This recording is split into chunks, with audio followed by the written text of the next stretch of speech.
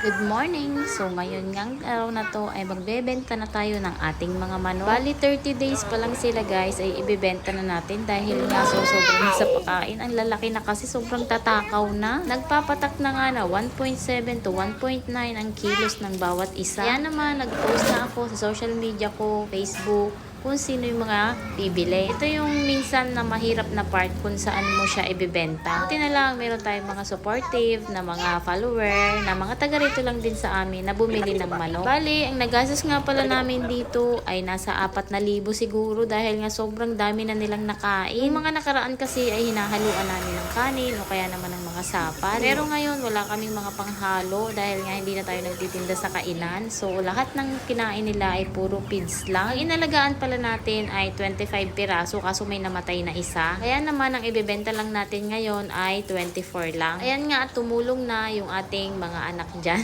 para mabilis matapos dahil tanghali na guys. So, ito na lang yung natira natin. 3 na lang guys. And ngayon magdi-deliver na tayo nito sa mga umorder. Nagkuha rin kami ng isang manok para naman ipang ulam ngayon tanghali. Yung mga atay nga ay sa atin na rin. Tapos yung mga laman loob. Kaya meron pa tayong pang ulam sa mga sunod na araw. Ang dumi-dumi pa nga ng short nitong isa ay kami magdi-deliver na muna dahil pang ulam yata ito ngayong tanghali ng mga umorder. Yung isang ang dinilibera namin ay 5 piraso yung order niya.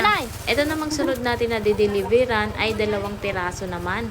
Napatak nga ng 500 plus yung 2 piraso guys. Yung ang dineliver natin dito ay 520 pesos, 2 piraso. Bali yung natira guys doon sa kulungan na 3, meron na pong may-ari nung 2 doon. Tapos bali yung kinatay namin para pag-ulam namin ay 2 ding piraso. Ang kinita nga namin dito ay nasa 5,000 din mahigit guys. Yung 5,000 na yun ay iniligay ko lang sa alkansya o kaya naman sa bangko ay hindi yun kikita ng 1,000 sa isang buwan. Aigi rin ito guys, talagang magtsatsaga ka lang tsaka maghahanap ng mga customer na bibili. Syempre, mas marami kang inalagaan, mas maraming tutubuin. Dito pa nga lang sa inalagaan natin na 25 piraso, tapos yung 2 piraso pa nun inulam pa namin, and then 23 pieces lang yung nabenta natin ay umabot na sa 1,000 yung kinita namin. Naloob lang yun ng isang buwan.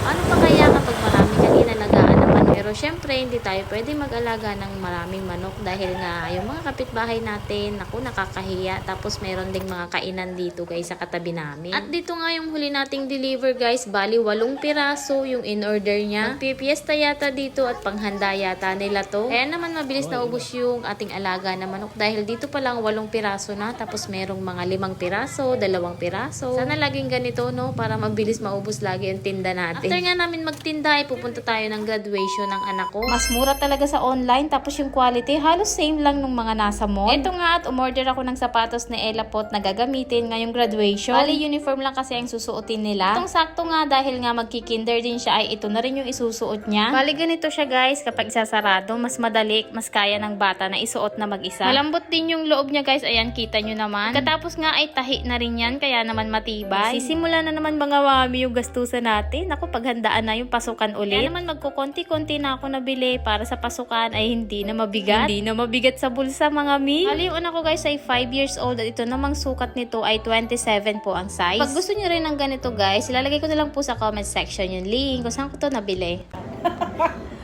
Para picture mo. Ay, para ano man siya. Inaplansya ko na nga lang itong buhok ko dahil nga grabe, napakasabog. Sabog na sabog, buhaghag ba. Tapos, pagpunta namin sa school, ay dito ko na pinaayusan si Bebe Ella. Ang bayad nga pala dito ay 100 pesos. Buti na nga lang hapon ng graduation ni Ella kasi kaninang umaga ang dami nating ginawa. Sobrang ganda nga ng ayos sa kanya, sinabi ko kasi light lang. Kung baga, ayoko nung may foundation na makapal. Tapos, medyo kinulot-kulot din nila yung hair. Doon nga sa dalawang bata, si Kiel at saka si Jillian, ako, hindi ko talaga sila nasamahan sa ganitong journey nila. Si Ella Put lang yung nasamahan ko na mag-graduate sa kinder. Naranasan naman nila sa grade 6 guys, pero dito nga sa kinder ay hindi. Yan nga, excited maglakad yung bata. Antay na sa pangalan niya na tawagin. Nauuna. Hinihila na ako. Sabi ko, mamaya, hindi pa tinatawag yung pangalan mo. Ay siya, dito muna yung voice over natin. Panoorin muna natin yung mga kaganapan sa graduation ni Bebe Ella.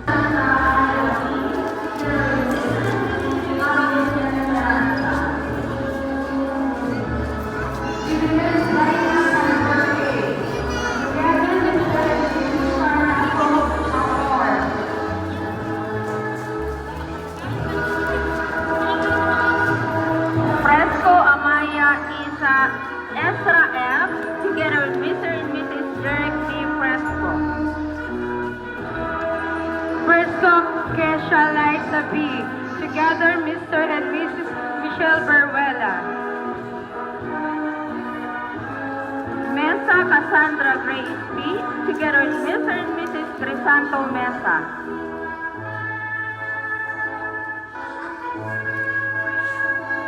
Reyes Francis Klein A. together Mr. and Mrs. Albert Roy Reyes.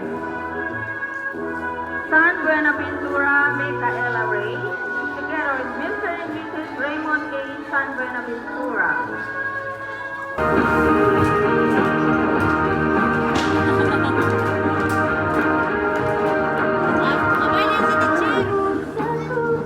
Ika'y namatay, mabuhay muli, para mundo'y ligtas.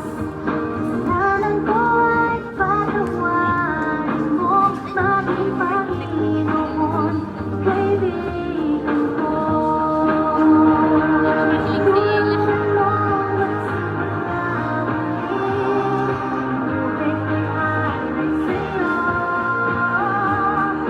Tulungan mo magsimula muli, buhay ko'y alay sa'yo.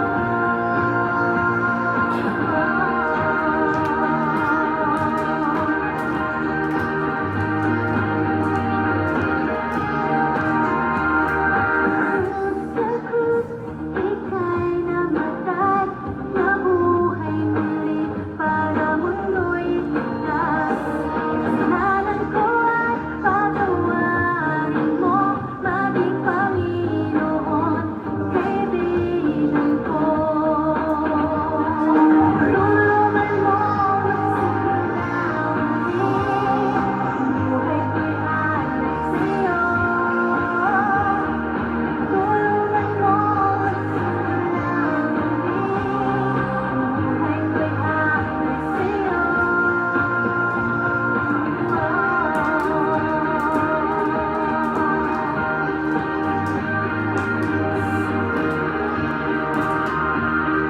Tulungan mo magsimula muli, buhay ko'y alay sa'yo. Tulungan mo magsimula muli, magsimula muli, buhay ko'y alay sa'yo. Alay sa'yo.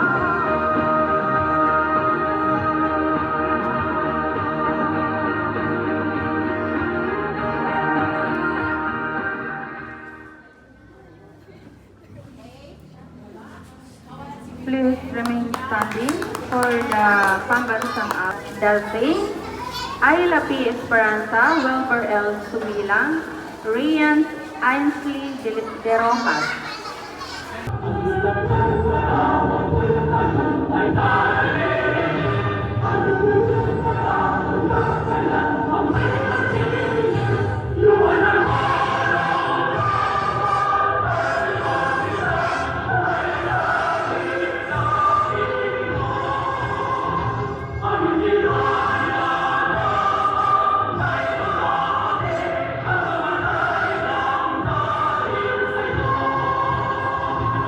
Ang mga nakakaedad.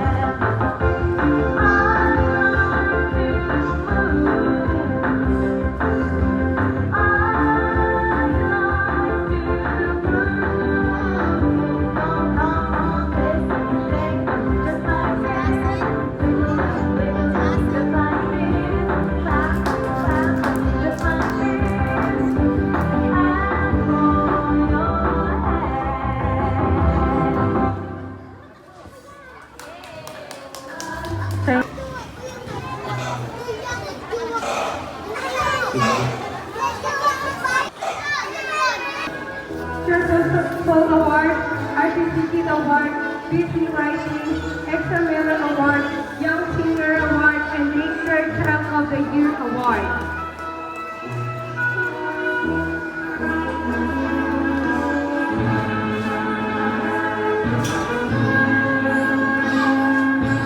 Next award goes to Molino Sebastian Camp A, Star Reader.